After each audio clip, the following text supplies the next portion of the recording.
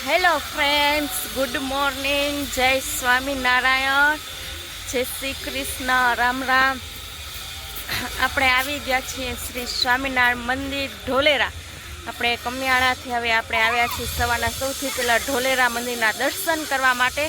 તો સૌથી પહેલાં હું તમને બહારનું વ્યૂ બતાવી દઉં. તો જો સરસ મજાનું મંદિરને છે અને મંદિરના દર્શન ને બધું કરાવવાનું, થોડી ઘણી તમને મંદિરની માહિતી ને બધું આપી દઉં. તો જો સરસ મજાનું મંદિર છે, તમને વ્યૂ બધું બતાડી દઉં બારેનું. આ બધું બારેનું વ્યૂ છે, એકદમ ગ્રીનરી વાળું ને એવું સરસ મજાનું મંદિર. જો હવે આપણે ફાઇનલી મંદિરની અંદર દર્શન કરવાને જાશું. તો જો મંદિરનું વ્યૂ ને એટલું સરસ મજાનું છે, મસ્ત મજાનું વ્યૂ છે. મંદિરમાં આવતા જ વેત જો હનુમાનજીની મૂર્તિ છે અને સાથે હનુમાનજીના દર્શન કરાવી દઉં તમને નજીકથી. ને જો સામે જ ગણપતિ દાદાની મૂર્તિ છે, એના દર્શન કરાવી દઉં. અને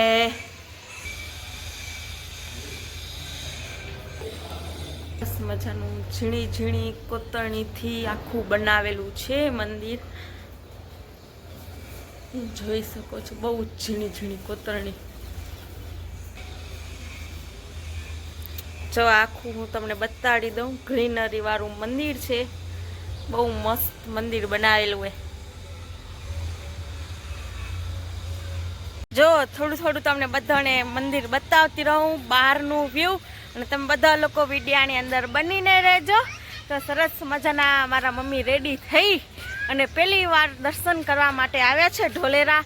અને આપણે આવ્યા છીએ બીજી વાર ઢોલેરાના દર્શન કરવા માટે. હું, દિવ્યા અને જીગર, અમે ત્રણેય જણા બીજી વાર ઢોલેરા મંદિરે દર્શન કરવા આવ્યા છીએ. અને સાથે બહારનું વ્યૂ તમને બતાવી દઉં. તો જો આ સરસ મજાનું બહારનું વ્યૂ, મંદિર કેવું લાગે છે કમેન્ટ બોક્સમાં કહેજો. અને આપણે જો સુથારી કામ ને બધું ચાલુ છે મંદિરનું, જગન ને આવે છે એટલા માટે. તો જો અને આપણે સુથારી કામ ને બધું ચાલુ છે, મોટો વર્કશોપ છે.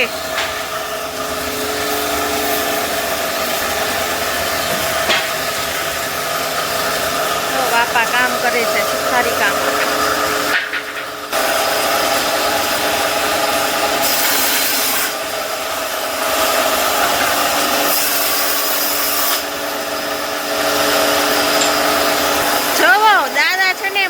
મેઇન ગેટ છે ને, એનું કામ ચાલુ છે. લાકડાનો ગેટ બનાવવાનો છે, આખો લાકડાનો. જો ને ઘણું બધું લાકડું ને પડ્યું છે, બહુ બધું.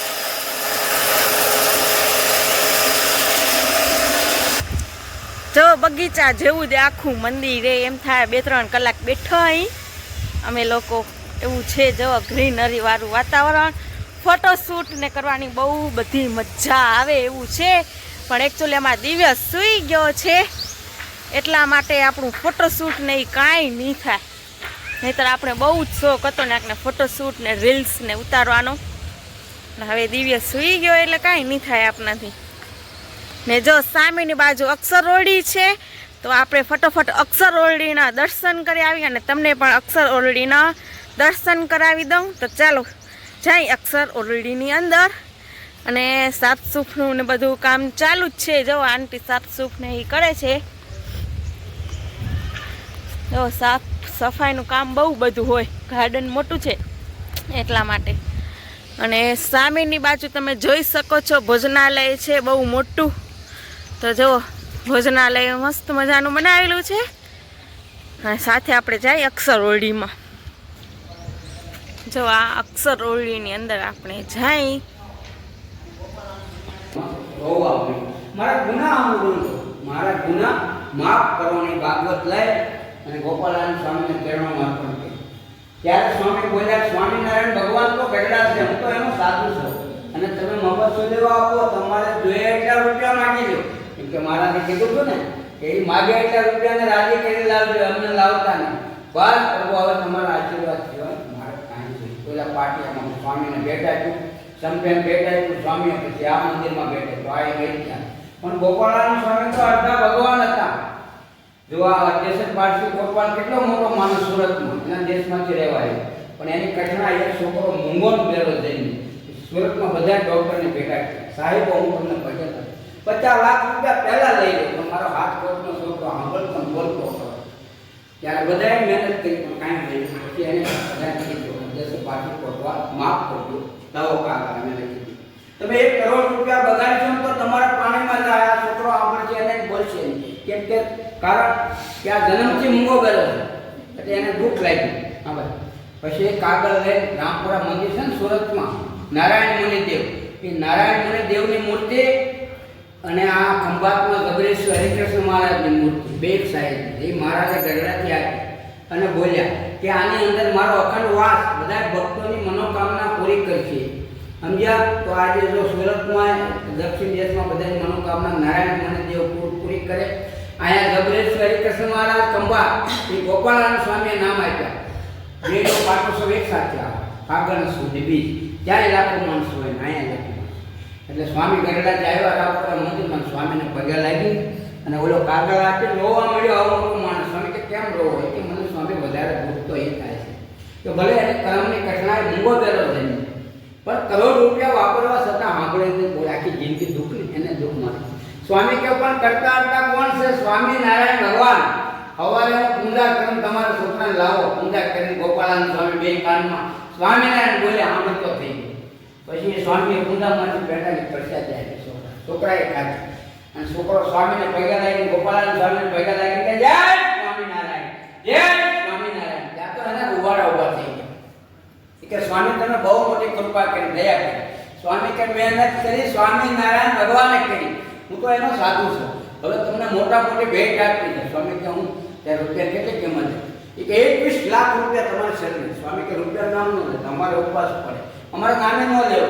એ તમારે સ્વામિનારાયણ ભગવાન આવે કરવો એ કરજો. પણ અત્યારે સ્વામિનારાયણ ભગવાનના આશીર્વાદ લેવા ગઢડા આવ અને સુરતથી ગઢડા લઈ ગયા જસર પાર. બહુ મોટો માણસ ને બુદ્ધિશાળી પાસે. સ્વામિનારાયણ ભગવાન દાદા કાશીના લીમડા એટલે સભા કરીને બેઠા હતા.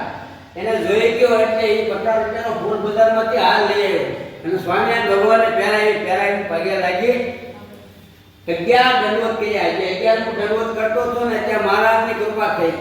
અધ્યક્ષ પારસી કોટવાલ અહીંયા આવો. આ ગતિને ભગવાને પહેરેલી આલ્યો તમને બે પણ પાપ તમારે હાંસુ બની, પાપ તમને હાંસુ પણ તમે સુખી બહુ થાય. અમારો આશીર્વાદ કોઈ નાખજો. અને યાદ નવારે તો મહારાજ કે વાણિયાની જેમ લખી લો કે આ પાક કોઈને આપી. એને લખી દીધું કાગળમાં. પછી 6 મહિના ત્યાં BS વાળા BSમાં ખબર પડે ને તમને. BS એટલે બોસાસન વાળા વિદેશમાંથી સંતોની આવ્યા રાતે જગાડ્યા અડધી રાતે. અડધી પાછી કોટવાલ જય સ્વામિનારાયણ, જય સ્વામિનારાયણ. સંતો અડધી રાતે કેમ?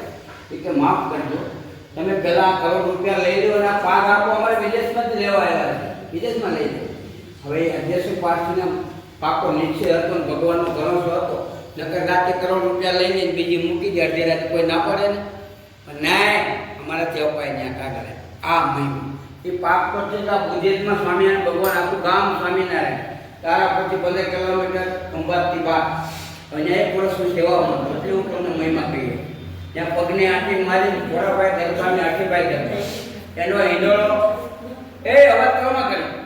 એનો હિંડોળો એને ઉતાર્યા પછી સડાયો નથી. એ કડું પકડી 2 પૈસાનું કડું એ રાતે જગ્યાએ પગે લાગ્યો. નવતે દરબાર કે સ્વામી મારે તમને પગે લાગવાનો, તમે મને થોડું કડું જેવું દોષ છે.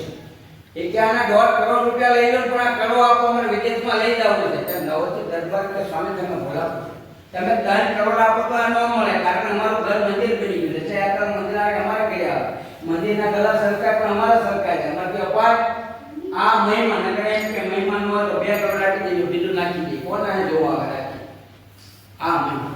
પછી એક ભાખરી છે પેટાપુર કડું છે. અહીંયા દરબારને ખૂબ સંતે કીધું તમારે ત્યાં ભગવાન આવશે પણ તમે ઓળખી લેજો. કેમ ઓળખવા? એટલે આ ચિંતી ઓળખાય. આમાં 7 આમાં 9. આ ગોપાળાનંદ સ્વામી કે ભગવાનની ઓળખાણા ચિંતિત થાય. એટલે કોટલા બનાવી નાખો. એકમાં સફેદ જવાર, એકમાં લાલ. કોઈ પણ ભિક્ષુક લેવા આવે એટલે 1 કિલો રાખી પગારવાના. એટલે હવે તો સૂર્ય ઉગે અસ્ત થાય ત્યાં સુધીમાં કોઈ પણ લેવા આપવાની. એમાં મહારાજ આવી છે નિષ્કટ વર્ણિ છે અને મહારાજ તો શ્લોક બોલ્યા નારાયણ હરે સચ્ચિદાનંદ પ્રભુ. કે ઓલી દાસી સંકી કે શ્લોક હારા આવે ભગવાનને ન ઓળખે પછી એ કે પગે લાગી કે તમારે શું જોઈએ કે ચાર ભોજન હોય તો મારા થકી એ કે તમારે જેવા ઘણા આવે એને આપતા ભગવાન